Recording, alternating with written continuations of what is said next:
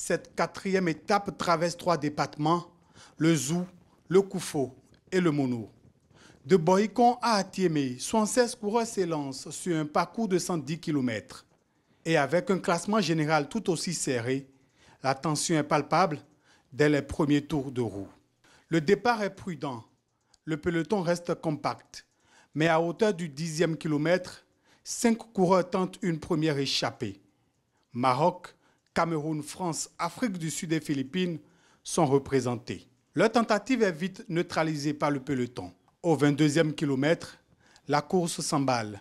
Une cassure divise le peloton et 24 coureurs profitent de l'occasion pour tenter un coup. Parmi eux, les Marocains, Français et Sud-Africains donnent le ton.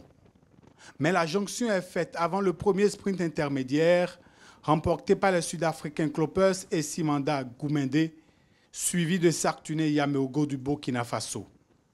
Un nouveau groupe se forme immédiatement. Clopper, Goumende, Victor Lebon de la France, Rodrigue Kouéré du Cameroun et Yameogo relancent l'échappée. Ils creusent un écart de 52 secondes, contrôlent la course sur près de 60 km et Clopper s'adjuge le deuxième sprint intermédiaire.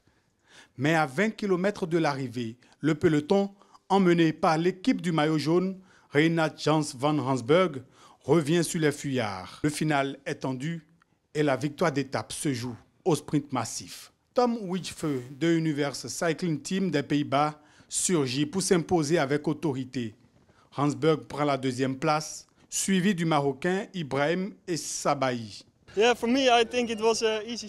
Qu'il était dans une échappée, donc pour lui c'était une course simple, facile.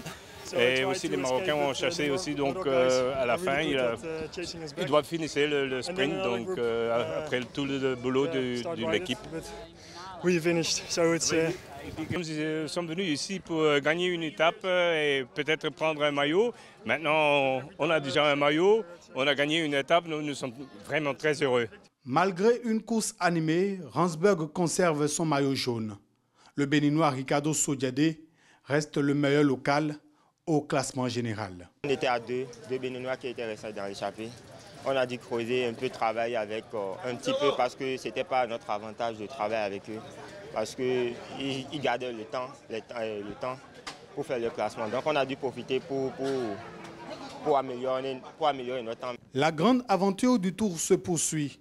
Ce vendredi, les coureurs prennent le départ à Ouenri, direction Porto-Novo, la capitale, pour une 5e étape longue de 107 km.